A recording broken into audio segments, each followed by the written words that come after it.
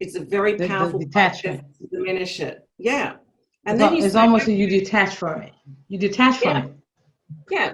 But as I'm going to go through that growth process, because we all have to grow into that next version of ourselves that's not yet achieved it, which is why it's an aspiration. Then I'm going to have to get used to feeling a little uncomfortable for a while and having that whisper off to the side. I'm going to put it in the passenger seat. I'm going to drive the vehicle. And then here's another powerful way to speak and to feed yourself. And that is, I choose. So I choose a successful, a flourishing business, or whatever it might be, or I choose health and vitality. You know, I choose the life I love, whatever it is, you're choosing it. It's like a stake in the ground. Therefore, I am. Yep. So I choose I am. to be a So it's successful. making a decision. It's making that decision this from this day forth. I'm Yeah. choosing to be healthy. I'm choosing to make the choices of the food that I eat and place in my body because I believe in my body. Like Yeah. really, like it's a declaration. It's doing a declaration. Declaration. But then there's the ownership of it. You've not just chosen it. It's therefore I am. So I choose health and vitality. Therefore I am healthy and vital. It's really powerful. I choose it. Therefore I am it. Do you know what I mean? And So it's like saying I choose to no longer eat sugar. Therefore, I am I am healthy no longer. because I am no longer eating anything with sweets in it. Mm-hmm. Did I just make a Yeah. declaration Yeah. publicly? Yeah. You But may. yeah. I remember years ago, I'd put 20 kilos on. I was in my really stressful job and with 50 staff and being bullied and you know, going on the other side of the menopause, and I'd put 20 kilos on. I'd never done that in my life. And that my role was made redundant back then. But I chose to then do something about my health. And I joined a gym and I paid someone who knew better than me to keep me on track and to make sure, because I had injuries and things as well, that I said goodbye to that weight and I got strong.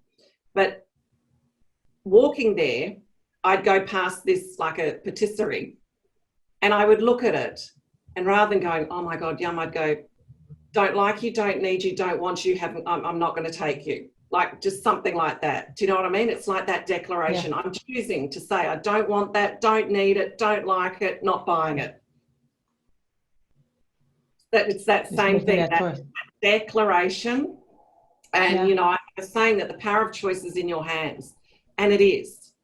Now, another thing is, because I like to give some tips and tricks, because I'm also a healer as well. So if you feel, because there are times where mentally we can choose to get over it and put it aside. There are other times where there's something, you know, deeper, like pulling out the root system of that old story that we need to get rid of. So if the emotion has a real charge to it, then what you do is you go, where am I feeling it in my body?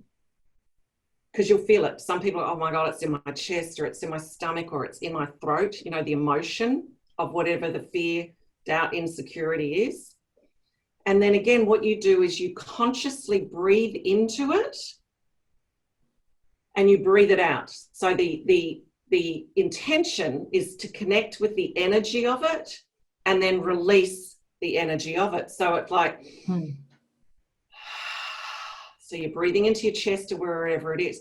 What's going to start happening is that trapped energy, which is trapped emotion, which is a trapped belief, story, is going to start shifting throughout your body, and it's going to start moving higher and higher. So you just keep doing that process until it lifts. A lot of people get caught up in, I have to know what it is. No, you don't. You just have to feel it and use techniques to connect with it, to track it and release it. To get it out, to release. But at the end, if it's an emotion, feeling, or it's a feeling of fear, like for instance, if a person is, let's say, afraid, or they see a cat and or a dog, and we have lots of cat lovers and dog lovers on the show. Yeah. But at the same time, I've met many who are, they're afraid. They're afraid of animals. They're afraid of, insects or anything, of snakes or whatever it is.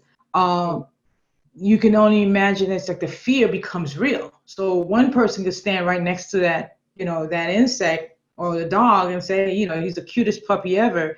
But the other person is like so frightened that they start sweating and they're holding this belief that this puppy can injure them, can actually cause harm.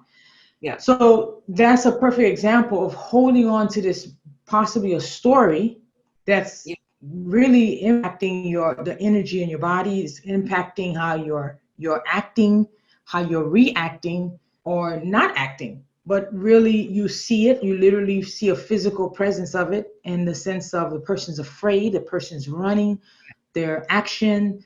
How would a person? I mean, based on what you're sharing, how could they use some of that exercise? I mean, I'm not going to say it's going to totally disappear overnight, but maybe start the process of helping clear that mindset. Oh my God, this puppy is going to harm me. Yeah. Breathing is everything. Meditation, prayer, and breath, is everything. Now, sometimes you need to go and see someone who can, uncover that, because it's sitting at such a deep level, and help you shift it. But just working with the intention of breathing into it, staying connected to your body, where is it? And just waiting until it lifts is really, really powerful. But also the thing is, and in particular being entrepreneurs and business owners, or anyone that, again, is wanting to go through change, understanding too that when we live by the excuses and avoidance tactics, we actually do more damage to ourselves. Because when we then don't follow through, then it's like going, see, I told you couldn't do it. See, I told you you weren't good enough. Do you know what I mean? It feeds that feeling of failure. It feeds the story. Instead of going, I heard Mel Robbins say this once, and I thought it was fantastic. And I used to do something similar. It's like, if my word is my bond, that's what I say to myself. And then I go, how much do I want this outcome? How much do I really, really, really aspire to this outcome? If I've made a commitment to myself, like when I was rebuilding my business, I was coaching, I was being coached, and I was doing a very heavy full-time day job, when I was coming back around to rebuilding it. So I'd be tired at night, really tired. And then I might have gone, I was going to create a webinar or something. Very easy to go, I'll do it tomorrow, and then I'd go tomorrow. Yeah, that 5, tomorrow. 4, 3, 2, 1. My word is my bond. 5, 4, 3, 2, 1, and then I'd get up and do it. Now, the interesting thing is, taking that action energizes us, because we've honored our word. We're honoring and taking a step towards what our aspiration is. And it's like it releases an energy, because you're no longer holding on to the excuses, the avoidance tactics, the old story, proving that you weren't good enough, you weren't capable. Yeah. So it actually gives us an energetic charge. And that's why, I got up at 3 a.m. one morning to do a podcast. I was so tired. And the minute that we started speaking, it just completely energized me, because I was doing what I love. I was following through on what I love to do. Is to get to that point. It's getting beyond the point of the. It's really getting beyond that belief, right? Beyond that belief in that story that, oh my gosh, I'm too tired. But then once you're there, it's like being at the gym. It's hard to get to the gym, but when you're at the gym, you get the results that you're looking for. Until you form the new habit. But a big part of it is the understanding of that's how we work, of that's how that goes. And then the more you go through it, you actually have a certain level of understanding in that. So there's also a certain level of knowing that develops. Like, oh my God, I'm here again. I must be growing. Do you know what I mean? I must be growing. Yeah. And it's always good to look back at, when were you afraid of something when you're in the midst of change? And then what did you actually achieve? So we can start to see the cycle of what we go through. So the minute I set a new goal, a new aspiration for myself, and I'm full steam ahead, and then suddenly I'm like, oh, a bit fearful, don't know that I can, oh, I'm a bit too tired to do it. I go, oh my God, this is exciting. I'm about to break free of my comfort zone. And I don't, anyone out there that's given birth knows that it's not easy, and we're giving birth to ourselves. So there is that labor moment. There is that push at the end. There is that, that there is that sometimes feeling like giving up. But you have to believe, and that's where that belief comes in. It's like the limiting belief is one thing, but believing what's on the other side of that struggle is worth it. And not only is it worth it, sometimes I've heard it mentioned this way too. Do you even deserve it? And so you have to, if I deserve it, I need to work for it to get to it. And so it will help me push. It'll help me push to the next level if I believe that I deserve it and it's worth it. Who are we not to deserve? Yeah. Who are we not to deserve? That calling has come. What you might call the Holy Spirit, God, divine. It's come from our soul. It's come from our power, potential, and our knowing. So who are we not to? So when we start feeling like we don't deserve, we mentioned this before we came on air, that I said we all have to expand our capacity for more. So through these beliefs that we've developed around money, around relationship, around love, around success, around all these areas, we've sort of capped it. And it's a little bit like this. This is where we'll then sabotage. So you've got a certain belief about how much connection and love you allow within a relationship. And then things are going really good and it's like, wow. And then you start to go beyond what you've set as your capacity. So you reach the tipping point. The tipping point is creating an argument, creating a disconnect, creating something to pull you back to your previous capacity.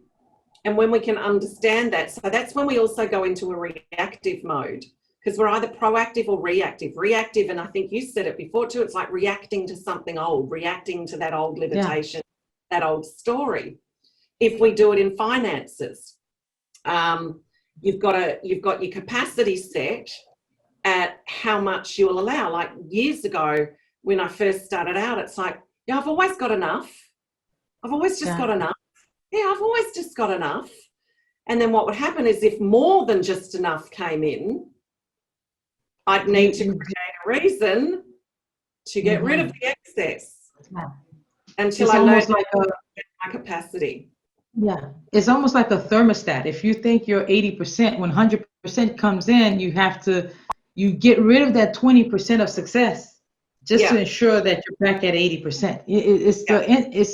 The mindset is, it's interesting, both on a way of growing you or holding you back. So it's very important to definitely to check where we're stuck. And I've been finding myself saying these 3 words lately: the how you act and how you react and how you not act really tells a lot about what you believe in. And if you're being reactive story, or something, it's something along similar lines, Tala. So I'll get to say to my clients, so if you're being reactive or you're not acting, right, you're not taking action, is this getting you where you desire to be? Is this giving you what you desire? So, if you're creating a discord between you and a partner, well, is this getting you the outcome you want? And the outcome is usually we always want to come back to connection and love. Yeah. By not being worthy, is this actually of finances and financial freedom? And, is this getting you the outcome that you want? Now, the thing is, entrepreneurs generally are always very, very giving people. They set up what they set up, their businesses and what they do because they're passionate about it and they're passionate about creating a change, right, in the world, one way or another. The biggest hindrance is the lack of deserving and a small set capacity for the financial gain of that. And, you know, I think I'd said briefly to you before as well that, you know, years ago, because I've got my spiritual background as well, people would say to me, oh, how could you charge anything for what you, how could you charge for the spiritual? And I'd say, you're not paying me anything for my spirituality, but you will do an exchange for my expertise and the results that I can give.